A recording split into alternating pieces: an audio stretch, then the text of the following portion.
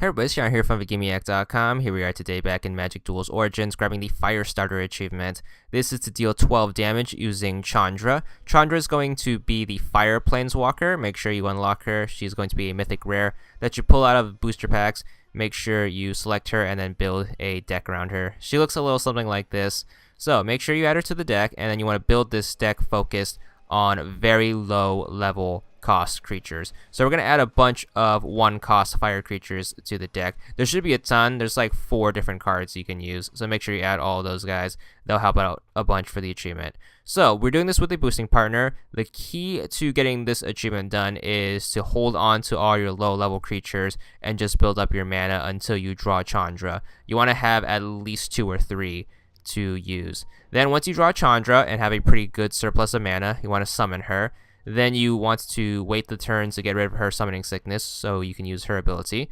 So let your opponent pass, and then once it's your turn, make sure you use her effect. Her effect basically works like this. You can tap her to do 1 damage to your opponent.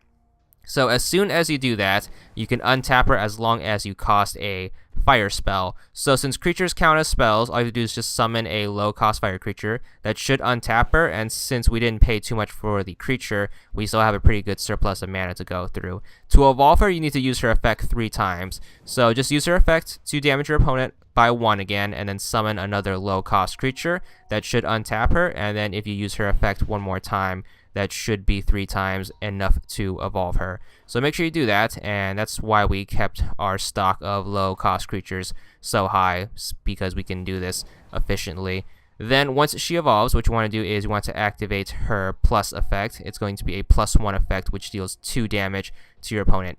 Any damage done from this will also count towards the achievement, so what you need to do to make this even more efficient is to do this 3 times, which will require 3 different turns, obviously, since you can only do 1 per turn, and that should bump her up to a +7 devotion level.